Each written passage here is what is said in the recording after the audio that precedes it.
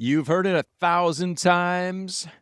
Use it or lose it. We love that statement. In the fitness industry, we use it for flexibility, muscle. But today I want to take that phrase somewhere bigger because I think it applies to more than just your biceps. Welcome back to the Begin Within Health Show. Thanks for being here. If you would be so kind, if you haven't done so already, and you are a fan of the show, help others to find the show. Please rate, review the show. Make sure that you're following or that you're subscribed to the podcast. It would mean so much to me. Now, let's dive into this topic, the use it or lose it phrase. You know, here on the show, I've covered many different fitness sayings. Usually, I love to pull them apart. I love to tell you why I think they're a bunch of baloney.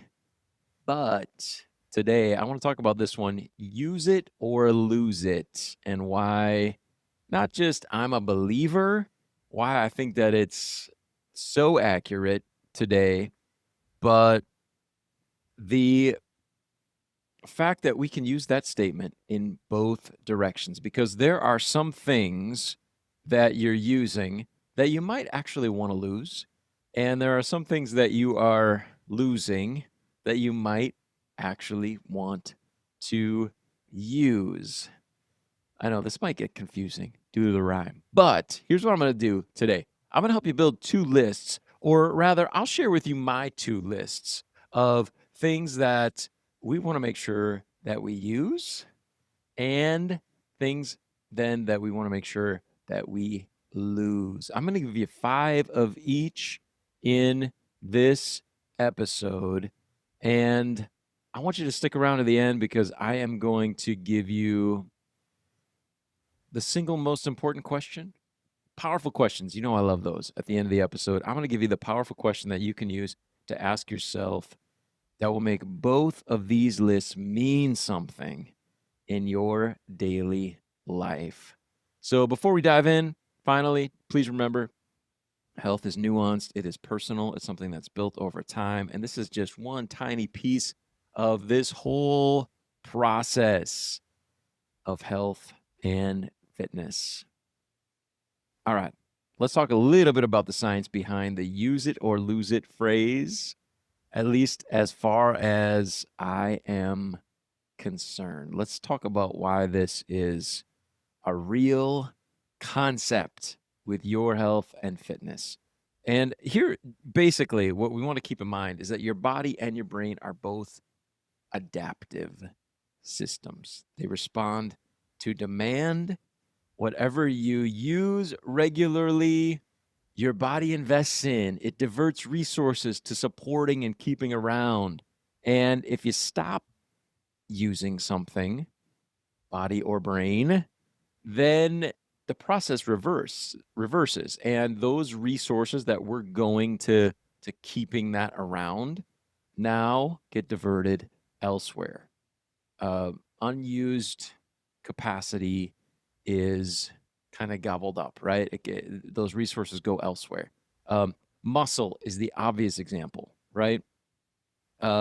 Research on muscle disuse, whether it's from bed rest, whether it's from injury, just overall inactivity, a sedentary lifestyle. Research shows that measurable atrophy of muscle can begin within days, not weeks or months. We're talking about days.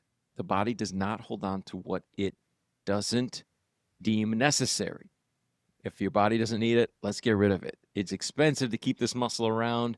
It takes energy to have it sit there. So let's start breaking it down. Let's use that energy for other things. Of course, cardiovascular fitness follows the same rules. Flexibility follows the same rules. And your brain follows the same rules. Neural pathways that don't get used, they get pruned. Skills that you stop practicing get rusty. Even sleep patterns follow that principle. Habits and routines that once were your default, if you stop doing them, You start doing something else. Well, those old habits and routines, maybe your sleep pattern, etc., it starts to fade. It starts to become more difficult to stick to. And of course, the same works for things we might not want to hang around, like unhealthy habits. Every time you use a habit, whether it's a healthy one or an unhealthy one, that's one that supports your health or one that supports unhealth, in health. Oh boy, I'm gonna get myself into trouble with verbiage on this one. Just had lunch, by the way, so I've got resources being diverted toward digestion right now and away from my brain. Maybe that's what's going on for me here. But you get the concept, right? Whatever habit we're practicing is going to stick around, whether it's a habit we want to stay or one that we would prefer to leave, right? We make it easier by doing it again. The habit that, for example, keeps you up late at night, past healthy bedtime, gets stronger every night that you let it run, every time that you stay up later. The habit of skipping breakfast and walking out the door without a plan, it gets easier every time that you do it until you eventually just stop noticing and it just becomes normal. This phrase, use it or lose it, it doesn't discriminate. It works in both directions. And that's the whole point of our conversation today. So let me give you two lists. These are my two lists based on my philosophies, my experience, both personally and professionally, helping other clients as a personal trainer now for years, to improve their health. These are 5 things that you want to keep, 5 things to make sure you use so you don't lose. And then I'm going to give you 5 things that it might be a good idea to stop using so that you can lose them. How's that sound? Okay. I'm going to build off this use it or lose it phrase. So let's talk about the good stuff first. Here are 5 things I see people often, sadly, slowly losing because life gets busy and they stop using them. Don't let this happen to you. Okay. Number 1, we talked about it already. It's a perfect physical example of the use it or lose it principle.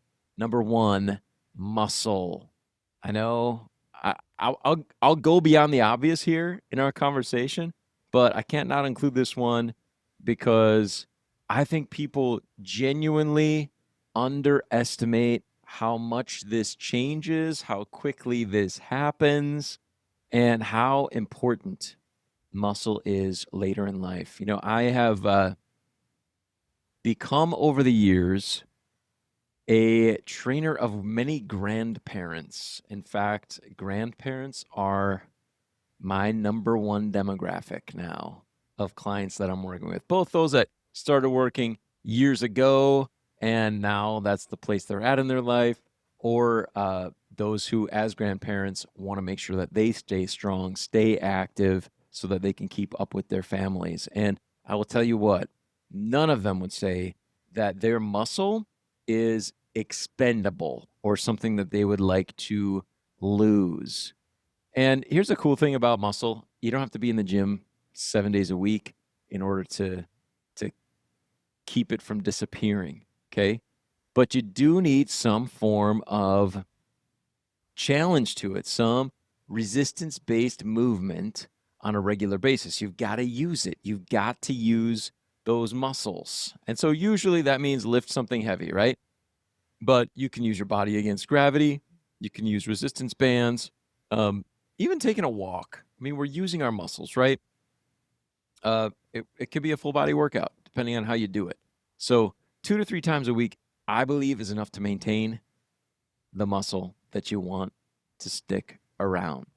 But no days a week, that is a lose it situation, right? Slow loss. And unfortunately, you probably won't notice that loss even happening until you're in trouble. So I'm not trying to freak you out. I'm just saying use it so you don't lose it. Use those muscles on a regular basis so that you can stay strong for a long time and have a good, active, healthy life. All right, number two. The number two thing that you want to use and not lose, and that is habits and routines. And of course, these are ones that support your health, right? But what I'm referring to with this one is the process of putting them in place, acknowledging that habits and routines are the key to getting things done, and then their repetition is what makes them easier and easier to do. Of course, I've done trainings and we've done podcast episodes on how to build habits, how to actually build habits, according to what the experts in psychology and habit creation have told us. We've shared that many times. But for today, what I want to encourage you to do is don't lose sight of the power that habits and routines can have in your life, not just for health, but to make life easy and enjoyable. As an example, I've seen people, they have a great morning routine. They've got this whole process. They've got, from the time they wake up, they've got some movement, they're working out, they're making sure they're getting in plenty of water, they're doing some stress relief time, maybe a little bit of education built into their morning routine, not just scrolling on the phone, right? And then they take a vacation or they go through a stressful week at work and they don't use it and lose it. And it can be hard to get it back. And of course, it's not a failure. It's just that they stopped using it. And so it kind of fell out of life. So don't forget those things that you want in your life, in place in your life to help you to be healthy, whatever it is, around nutrition, around sleep, around hydration, around working out, all the things that you want in your life in order to lead you, help you move in a healthier direction. Those can all be viewed as habits and routines. Don't ever just think this is going to be a one and done. Health is an ongoing process. And so habits and routines need to be constantly in mind. And if they're not, you're going to lose them. You're going to lose those healthy habits and routines. And again, just like muscle, number one, I think number two, we don't notice it until it's gone. And the great things we were getting from it, now we're not realizing anymore. So habits and routines, number two, use it or lose it. Number three, stress relief practices. And this one is a sneaky one because I think people tend to ignore these at the times in life when they need them the most. I know that's something that I do. And it is something we can't lose sight of, right?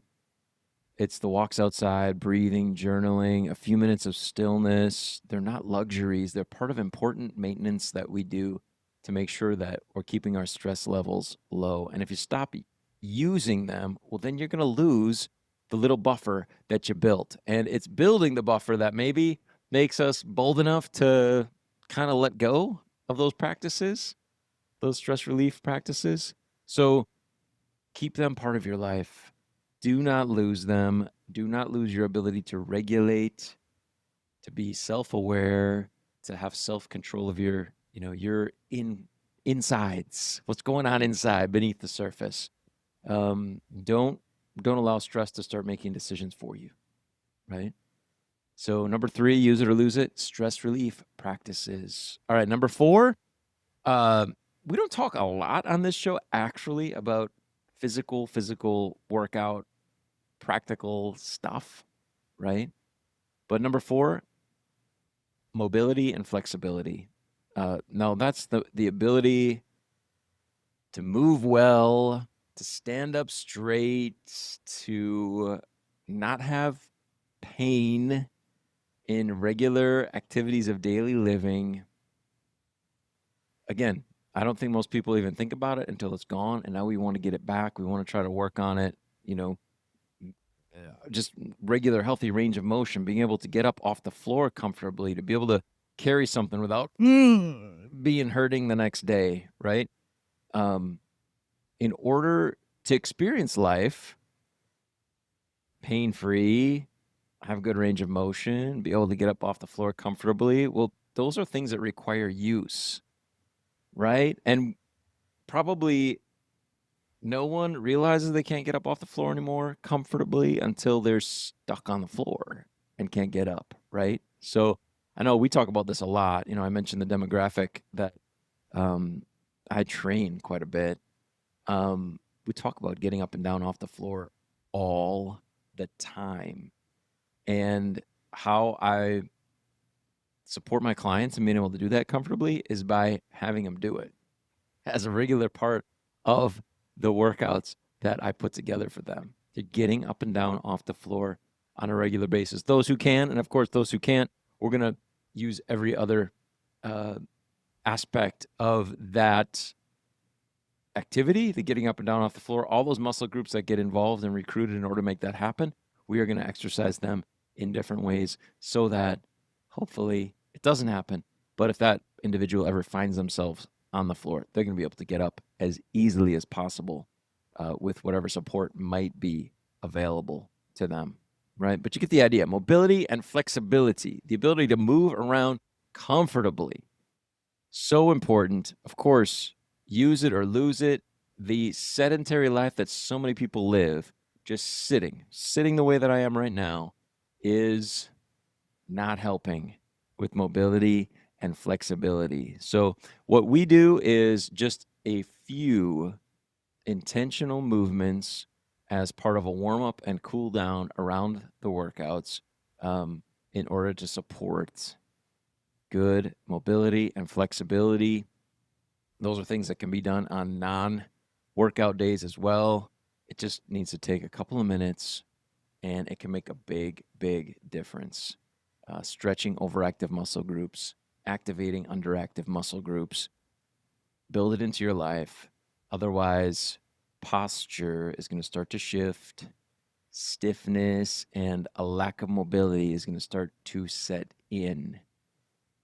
Mobility and flexibility. Use it or lose it. That's number 4. And then number 5, here's another internal one. This one I know is important. You know it's important. And that is the skill of being uncomfortable. Discomfort. So much of life now is all about being as comfortable as possible, isn't it? The things we change, the things we adjust, a lot of the things we buy, they are all designed to make us more comfortable, make life easier. But the skill of discomfort might be the most important one on this list, because every time you push through something hard, a workout that wasn't fun, a craving you didn't give into, a morning when you got up and you didn't feel like it, you're practicing the skill of discomfort. Super important, because on the other side of everything that is worth having is some measure of discomfort. And I believe that skill, the ability to encounter that and overcome it, to work through it, is something you can lose if you don't use it. And the longer you go without using it, the harder and harder things feel. Being comfortable all the time gets to be the status quo, the way we think things should be. And then we think we should have all those things that are worth having, but without going through discomfort. And that can be a very confusing and frustrating way to live. So use discomfort regularly in small doses so that your capacity for it doesn't disappear. You can keep it in your life. Use it or lose it. The skill of discomfort. Okay? All right, those are the 5 things that you want to use so that you don't lose. Here's 5 things that I believe you might want to get rid of. And in order to do that, you need to stop using them. All right? And again, the goal is moving in a healthier direction here. Stop using these so that you can lose them. Be able to move on to something else, right? Here's number 1, staying up past your bedtime. I know you might sound like, oh, are you talking to kids? I'm not a kid. I can stay up as late as I want. You absolutely can stay up as late as you want, but there are consequences. And it's not just being tired the next day, there's consequences to your mental and physical health when we don't get enough sleep. So, how do you find your bedtime? Easy. Figure out what time you need to wake up to get done what you want to get done, and back off 8 hours. That's the time you got to be getting to bed, right? Simple math. You can do this if you got to be up at 6 a.m. That means you have to be sleeping by 10, right? 10 p.m. Most people find that they also have a window where their body wants to wind down. They kind of start to naturally feel tired. And most people blow right through it because of their phone, because of Netflix and how fun it is to stream stuff. Social media, it can easily get blown past. But every time you push through that window, you're training your body to ignore its own signals. And maybe even the next day, feeling like, hey, I'm doing good. I'm feeling okay, when you didn't get as much sleep as you needed. And that becomes a habit of actually being sleep deprived, but thinking, this is normal. This is how I should feel. This is just the way it is. This is my default, right? We're reinforcing a habit that is costing us energy, long-term health. It's something you want to lose, right? Or something, again, this is my list. So you might have your own list. For me, this is one you want to lose. You want to stop using it. Stop staying up past your bedtime. Even 1 or 2 nights a week of honoring your actual bedtime, right? Using bedtime. It starts to weaken the old pattern of staying up past. So maybe give some attention to that. Number 1, stop using it so you can lose it. Staying up past your bedtime. Number 2, leaving home without a food plan. Okay? I'm talking about walking out the door in the morning or whenever it is you leave the house without any idea of what you're going to eat that day. And that could become a habit. That just becomes normal. For a lot of people, I believe that is the norm. There's just no thought to how I'm going to fuel my body or my health today nutritionally. I'm just going to leave and we'll just see what happens. Total lack of planning, but it's an active pattern. It's one that gets practiced so many times that it can become default. And what does it lead to? Reactive eating, turning to fast food, vending machines, low quality food there, of course. Just maybe not eating enough all day because we didn't have a plan. We didn't know what to have. It wasn't convenient to grab food, so I don't eat enough. And then all of a sudden, I'm too hungry to make a good choice, or I come home just famished and I'll eat whatever I can find while I'm thinking about what we might imagine we're going to have for dinner, right? So to lose the habit, what do you have to do? You got to stop using it. You got to stop doing it. Replace with even just 2 minutes, just a couple of minutes of thinking through the day before you leave the house. It can change the whole trajectory of this type of a routine, the one that you want to stop using so that you can lose it. Just think a little bit. Where am I going to be? What am I going to have access to? How can I get the most nutritious whole food meals, nice square meals with protein, healthy fat, fiber, and healthy carbohydrates? How can I get those meals every few hours throughout the day? What am I going to have access to? What am I going to be around? What restaurants will be around me? Can I DoorDash? Whatever. Or are there things in the fridge that I can bring with me that will contribute, if not make up, that whole square meal that I'm going to have every 3 or 4 hours, right? Just take a couple minutes, throw some things together, right? Make packing a lunch just a small part of morning routine, or at least thinking through, what am I going to have? That could be a new habit that you can use. But the habit of leaving the house without a food plan for the day, lose it. All right, that was number 2. Number 3, closely connected. I think this is an important one, though. Using food as our primary stress response. Using food as our primary stress response, that is something we want to stop using so that we can lose it. This is me.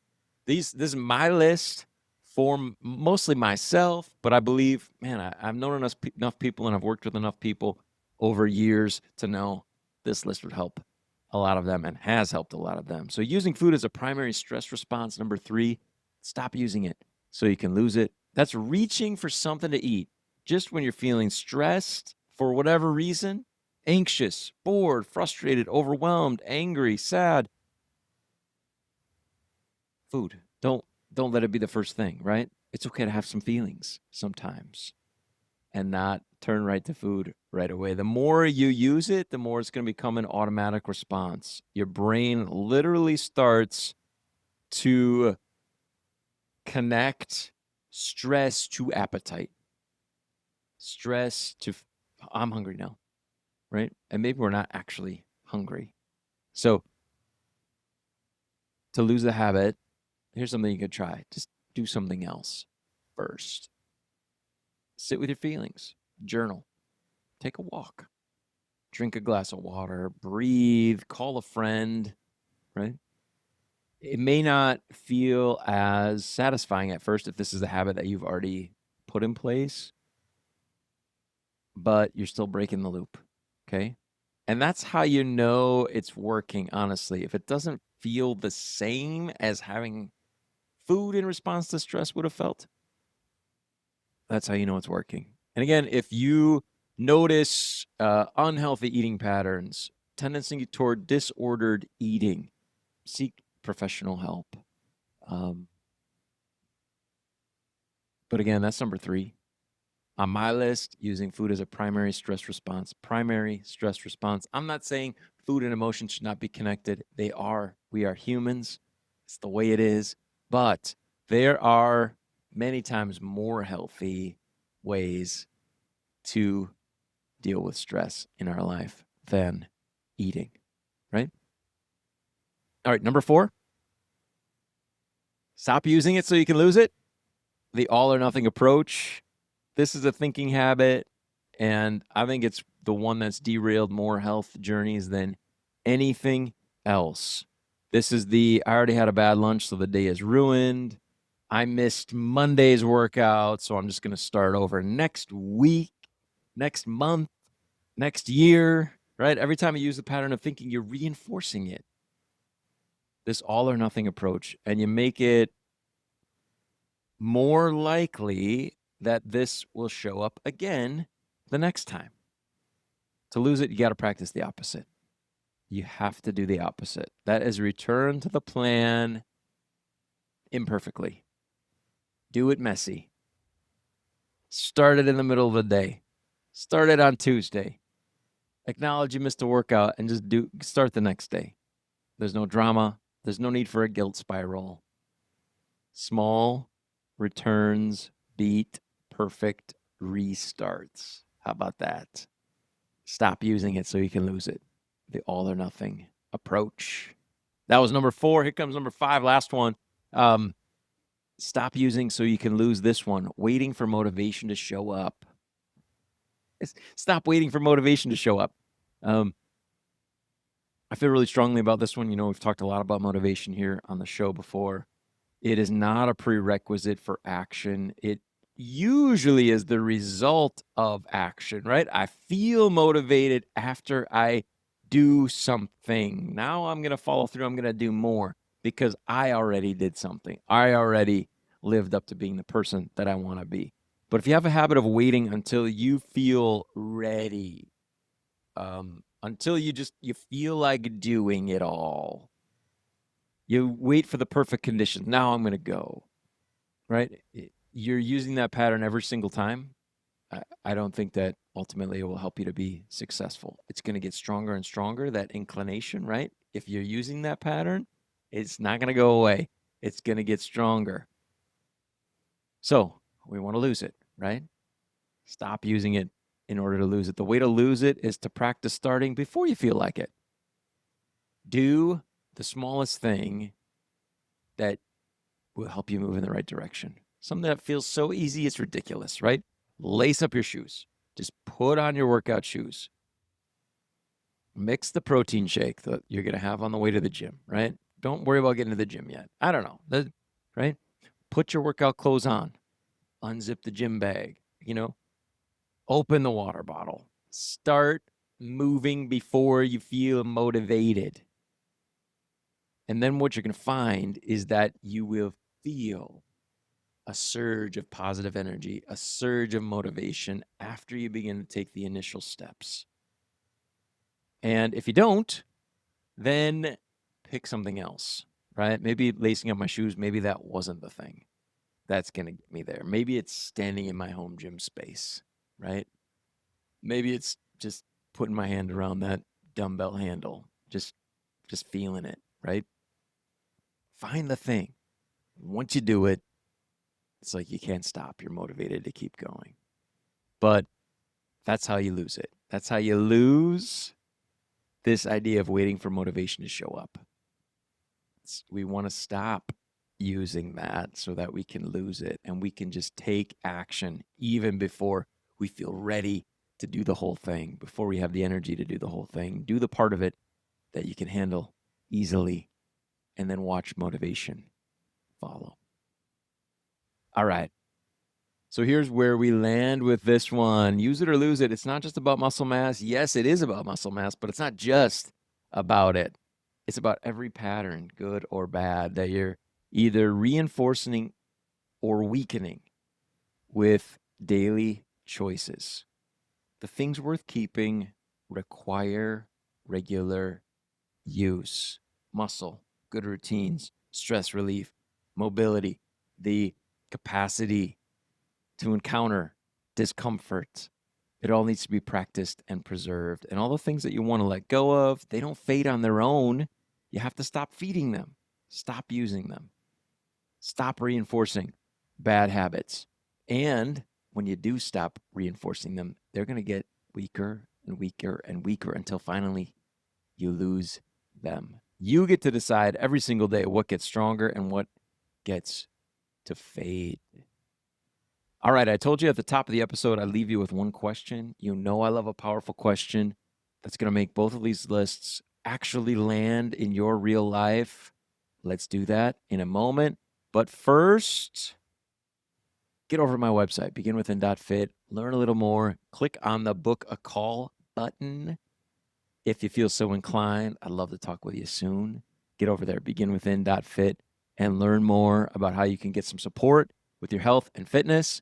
Now, here's the one question for today. One thing I want you to carry with you from this conversation, from our 2 lists of 5 things, the use it or lose it lists. Every morning this week, I don't want to say this, don't do this for the rest of your life. Just do it for a few days. Do it for a week. Ask yourself this question. What am I going to use today so that I don't lose it? Pick one thing and make sure that you follow through and do it. Maybe as you ask that question, you're going to notice, oh, this might be kind of fading away in my life. I want to make sure that I don't lose it and that I do, in fact, use it today. So just ask that question. What's something I can use today to make sure I don't lose it? That's it. Just one question. And of course, you can flip that question around for that list of things we do want to lose if you want. What am I going to make sure I don't use today so that I lose it? You can flip it if you'd like, but I like it. Keep it positive. Keep it as an add-in. Focus on adding in before we focus on taking things away. Always. That is a huge piece of my program. So maybe just ask yourself that first question, right? What am I going to use today so that I don't lose it? What's something you want to keep? One question, ask it in the morning, and then set a determination that you're going to follow through and do that. All right. Thanks for being here with me on the Begin Within Health show.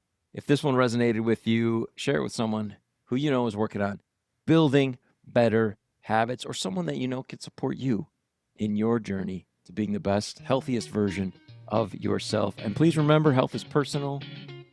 Along the way, notice what works for you, adjust as needed, and keep taking good care of yourself.